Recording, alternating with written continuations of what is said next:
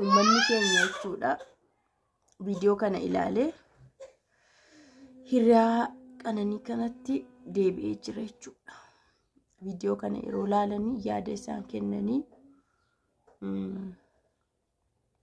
ati dhugumaa yoo hiriyaa garaa shii taate ati hiriyaa garaa kan qananii yoo taate hamma kana yeroo isheen sitti mattu barreeffama sana argitanitti barreeffama sana yeroo dheeraadha kan isaan walitti faana haasa'aa turanii barreeffama walitti fufinsaan gadi ba'ee dheeraan suni yeroo dheeraa haasa'aa kan turani suni yeroo baay'ee akka isheen rakkoo himachaa turte itti himachaa turte barreeffamicha irraa nu hunduu argineerra. Erga hamma kana sitti mattee amma ati isheedhaaf furmaata tokko erga kennuu fi hin dandeenye amma viidiyoo suuraa maxxansuun maal faayidaa qaba jedhaa jiru jechuudha. Namoonni baay'een jechuudha hiriyaani gaafa gammachuu qofaa fi ani rakkadheera rakkoo keessa hin jira yeroo jedhu hiriyaan garaa ofii rakkoo umti sunii maalidha jedhee qoforee gadi baasuu qaba.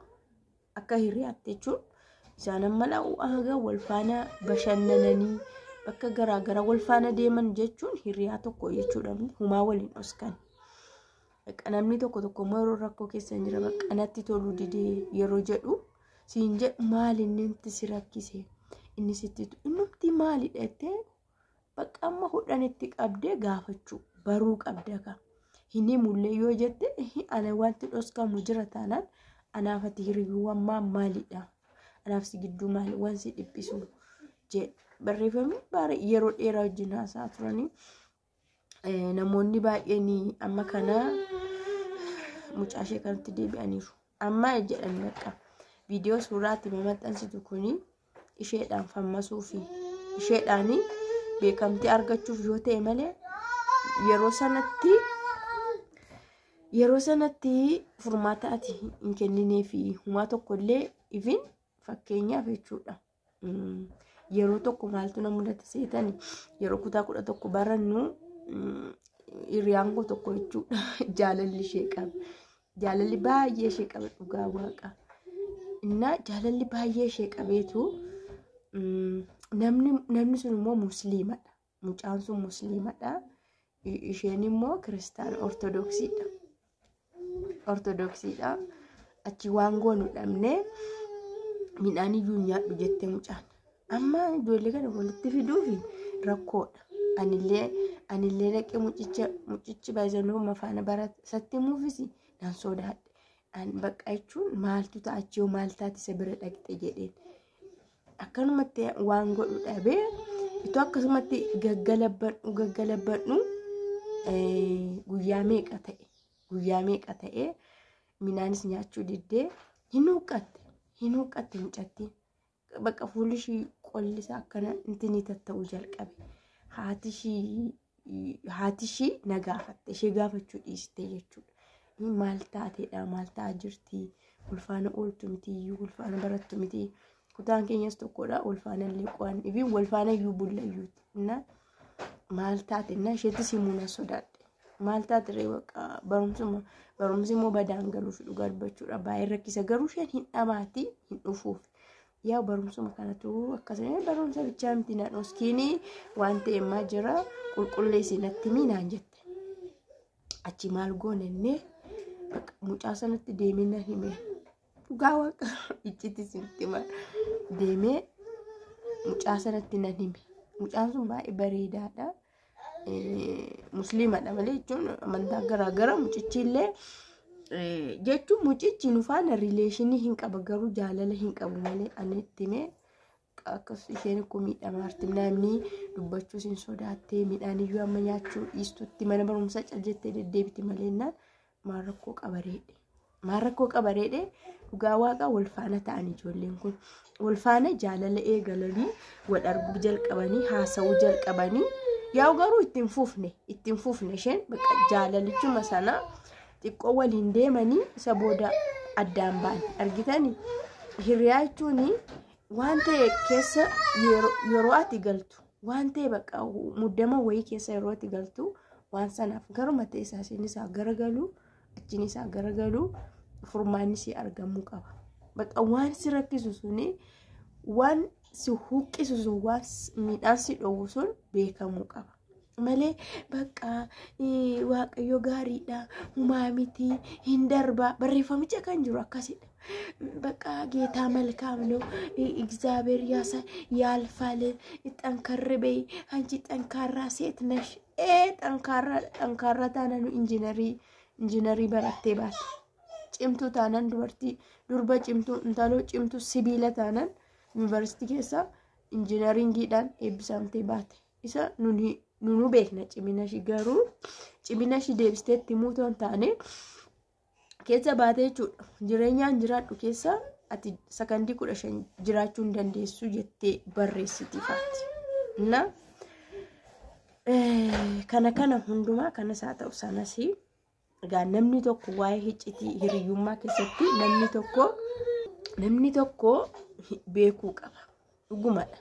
Namni tokko nama garaa koo itti wayi nama ati bakka lapheen kee namoota keessaa namoota hiriyaa keessa hundan fudhatu keessi kee hundatti sinimatti namni tokko keessattuu yeroo rakkoo keessa galtu dhugaa dubbachuudhaaf namni kamochuudha rakkoo wayii keessa galaarta taanan rakkoon sun humna keetti ol ta'aa dhufaa irra taanan dirqamadha nama beeksisuu qabda. Nama tokko nama laphee kee kan garaa kee ta'e yookaan obboleetti ta'uu danda'a yookaan maatii keessaa ta'uu danda'a yookaan immoo hiriyaa keessaa namni akkuma akkatti dhiyaatu qaba. Fakkeenyaaf obboleetti qabaachuu dandeessa. Ibin obboleessa illee qabaachuu dandeessa. Namni yookaan immoo hiriyaa ebeelu kan jettu tokko qabaachuu dandeessa. Na wante iccitii wayii dhoskanii hafuun hin danda'amu. Hin ta'u jechuudha. Amma komantii jara kanaa jala deemtee yeroo laaltu ati dhuguma yoo hiriyaashii kan garaashii taate amma ishiin akkattiin lafee taatutti fa akkamti callistee laaltafa kan jedhe barreessutu jira. Viidiyoo dhumaaf itti dhiyaatte ati viidiyoo mashee faana waraabuuf malee waan hamma kana sitti mattee furmaata kennuufi hin dandeenye. Bakka namni jechuun namni akkuma yaada isaatti barreessa. Anyways barreeffama sana keessatti waan isheen kanan godha akkas goona jettee irra geessa siin jiru dhugaa dubbachuudhaaf. Waan isaan akkas gooneetu akkas goone as deemne achi deemne kanaan furmaanni argama kan isheen jetteen hin jirtu. Jabaadhu bicha obsii qofa ati jabduudha keessa darbama. Maalii bichaa jechaanii turte deebisuu hin danda'amu garuu namoota kaanii barumsa ta'a. Namoota kaanii barumsa akka ta'utti namni tokko mutee lubbuunsaa baraaramuu qaba kan jedhuuni. Namni dhiphina akkamii keessa yoo seeni rakkoo akkamii yoo qabaate si himachuu akka qabu dhoskatee hamma dhumaatti akka hin deemne waldhaansoo qabee akka hin deemne beekamaadha.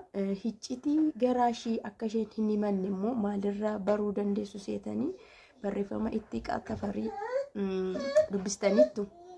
Barreeffama itti qatafarii yeroo awwaala booda barreesse yoo ilaaltaniitu ta'e dhuguma qananiin akka iccitii sirriitti kan hin dubbanne akkanumatti garaashitti gubattu achirraa hubachuun ni danda'ama jechuudha.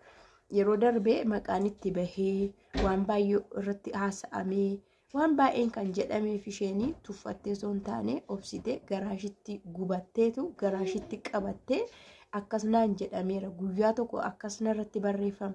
Akkas maqaan koo bade hin jenne isamma ifa siniin godhu warri sinii galu sinii gala waa'een sanaa jechuudha.